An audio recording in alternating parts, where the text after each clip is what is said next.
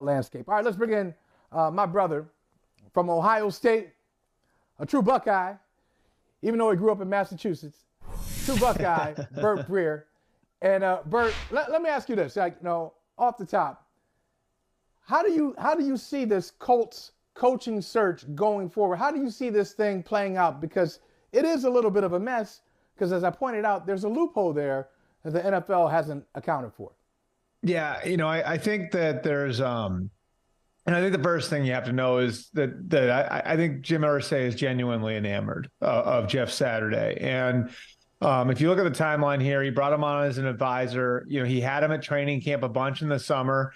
He was talking to him pretty consistently. And then you look at the chain of events from benching Matt Ryan to then firing Marcus Brady. In there, they actually had a reunion. And for those who don't know, Tariq Glenn was one of the great left tackles of his time. He was going into the Ring of Honor. So that era of Colts, all those guys were in the building. Reggie Wayne's obviously on the staff already, but Marvin Harrison was there. Edgerrin James was there. Peyton Manning was there.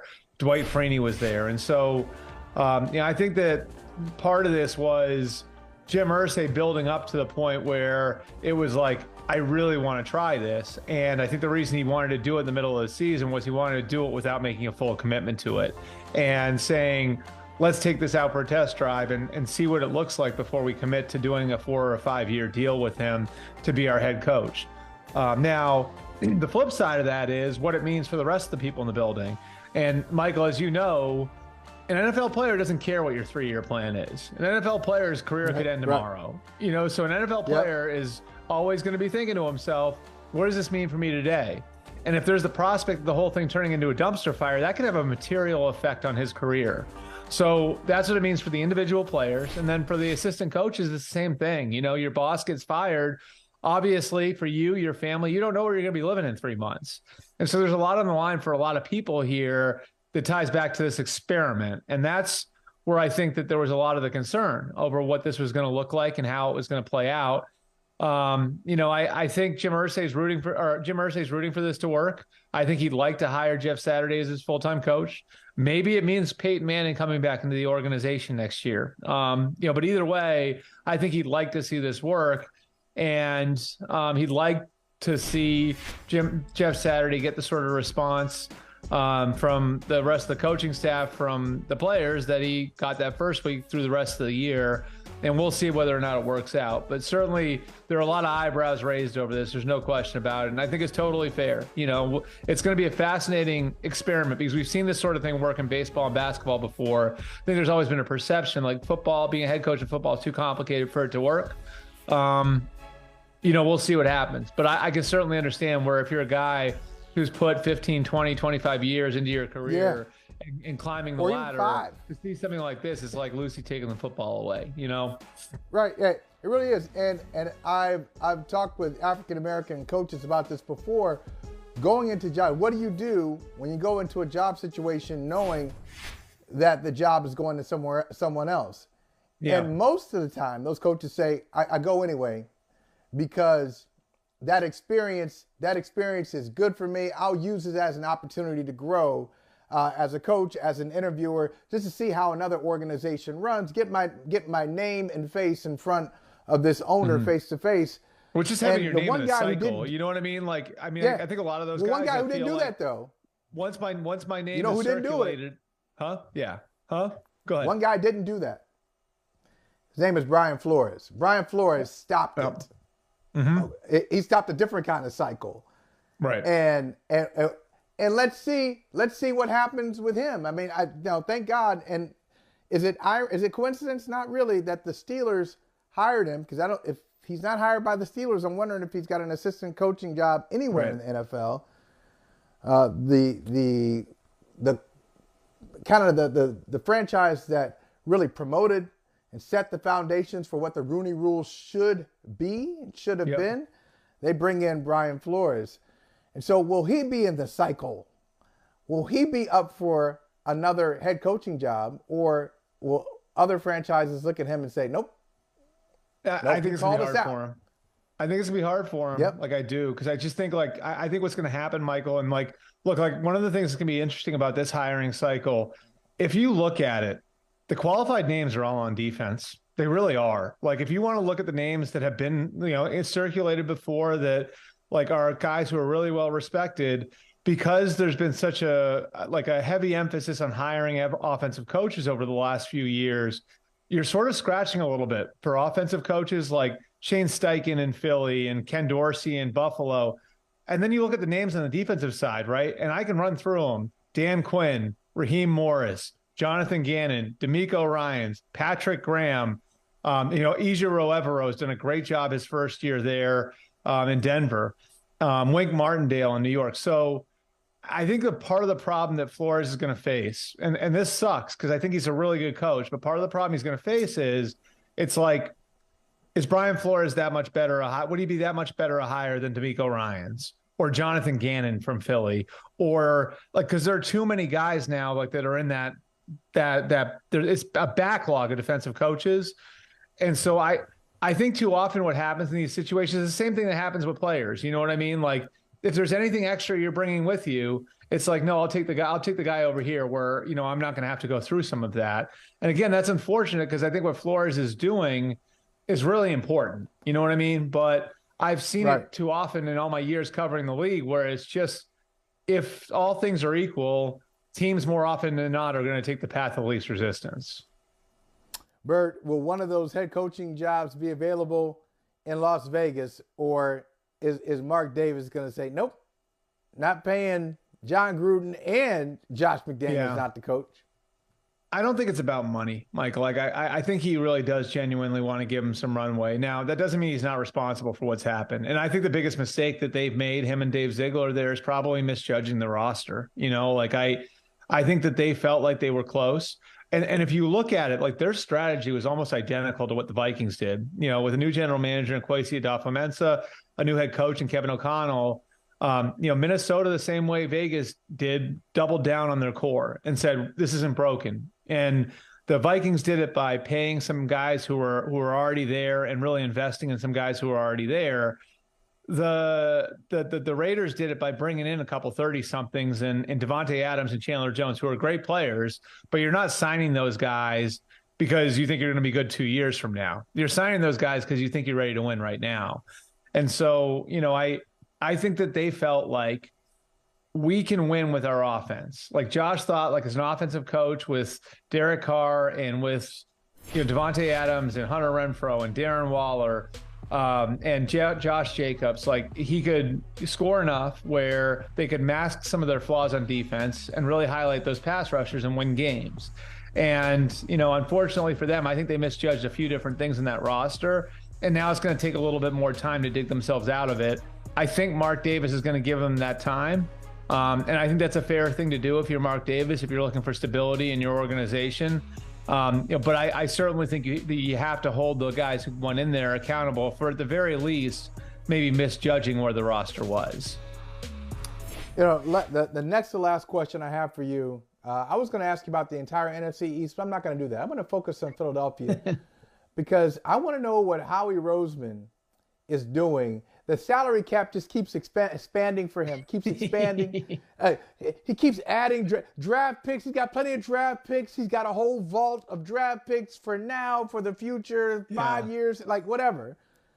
They just picked Ndamukong Suh. So they just pick up Ndamukong Suh. And I was talking to an Eagles fan last night, and he says, Ndamukong Suh really hasn't missed games in his career. Yeah. The guy's in his mid-30s. He doesn't miss games. If he's not suspended, he's not missing the game. And last year he started 17 games for the Bucks, and he's just hanging around. So, one, just Philadelphia, the way they're maneuvering the roster, and two, does Ndamukong Suh have anything left? Yeah, I think he does. I think, especially on passing downs, he can bring a little value there. Obviously, Jordan Davis got hurt, so they've got something to replace there. Linval Joseph, bringing him into, I think, is sort of the run component, like where you get the run stuffer and you get the pass rusher there. You're getting both sides of those two guys. And look, I think we have to give Howie credit, like tremendous asset management. And, and we're seeing that with some of the guys who are a little bit more and I hate using the catch-all term analytics, but you see like the asset management in Cleveland with Andrew Berry and the asset management in Minnesota with Kwesi, in his first year there. And those guys who come up on that side just have a really good grasp on how to handle draft picks, how to handle cap space, and leave themselves this sort of room to do these things later in the year.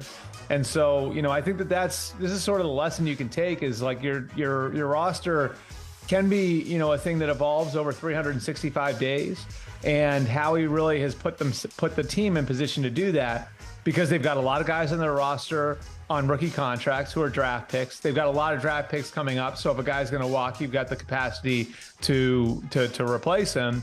Having those draft picks also allows you to let guys leave, which brings compensatory draft picks. And all of that kind of gives you more breathing room under the salary cap. And then, look, let's call this what it is. Having a quarterback at less than a couple $1 million a year is, like gold in the NFL if a guy's playing the way Jalen Hurts has played. So, I think it's a combination of the same strengths that they had when they won the Super Bowl, which was strength along the lines of scrimmage. And if you look, like you see Brandon Graham and Fletcher Cox and Lane Johnson and Jason Kelsey, those are guys who have been in the league for over 10 years as foundation pieces on the lines of scrimmage. They've got good young players on the lines of scrimmage as well. And then they build out from there, having the sort of flexibility because of the asset management that Howie Roseman's maintained there. So I just think that they're in a tremendous spot going forward. If you think that Jalen Hurts is going to continue to evolve the way that he's evolved his first 3 years in the league. All right, Bert, last thing. I know where we're going. Sorry, America. But shout out, Ohio. We're about a week away. From tomorrow. 8 days. A week from tomorrow. The moment's going to happen. Let's talk our trash, because everybody I run into from Michigan who has no connection to Michigan State, that's friendly. That's friendly territory. Michigan State, hey, we got the same enemy. We're cool. We're cool with Sparty. I'm cool with Michigan State. I've always told people this. Michigan is giving us some heartbreak, though. Michigan is in the Midwest. Michigan isn't of the Midwest. Like Ohio State is of the Midwest. Like Michigan might as well be on Long Island. You know what I mean? Right. So Sparty is giving us a couple of stingers at the Horseshoe too. Really has spoiled some seasons for us, but so they're still friendly though. We don't hate Sparty. A week from Saturday, it finally happens, because everybody I meet from Michigan, they just keep talking as if they got like a 5 or 6 game winning streak. I know. Against the Buckeyes. I don't want any sportsmanship. I don't want sportsmanship a week from Saturday. I want to beat down. Are you familiar with the quote, because we couldn't go for 3? Oh, right. Yes. So for people who don't know, this is the 1968 game, which is a famous game before I was born. I think before you were born too, Michael. Woody, before I was born. But Woody Hayes, the Ohio State had won a national championship and had a group of sophomores that was, considered maybe one of the greatest classes in school history. And they win the national championship that year. They go up 48-14 on Michigan. They go for 2 and win 50-14. And Woody's asked after the game, "Why'd you go for 2?" And his answer was, "Because I couldn't go for 3." I'm saying, like y'all don't understand. Like there's been so much talked about here, so much written and documentaries. But Woody was serious. Would not buy gas in Michigan. He pushed his car across the board. There was a story behind him, Mike. Try to get to Toledo. Let me try to get to Toledo. So that school up north, that's where it all started. So look, I'm looking forward to it. A week, we're staying focused. We're going to stay somewhat humble. I can't wait to talk about it. Hey, Michigan, you know what? Ohio State, a week from tomorrow. You know the difference is when we return to third base, we've actually got a chance of getting home. That's the difference between us and them. We're obnoxious. I love it, Bert. Good to see you. And look, if they lose, we got to come back on. We got to take the heat. We're going to bring in Eisen. We'll bring Eisen on the show, because Eisen has been chirping all year. You know what you should do? Bring Eisen on, and then surprise him with me as a guest. Like, we got the 2 box here. All of a sudden, just say I got something for you. Have me pop in with a 3rd box. Okay, I like it. All right. You know what? Maybe regardless, win or lose. Yeah. Rich Eisen, win or lose. Yeah, always welcome here. We're sportsmen here, right? Yeah, that's right. Also, our brother, Rich Eisen, brother from another. Yeah. Come on, Rich. That's right. Come on, join the show. Good to see you, Bert. All right, good to see you, Mike.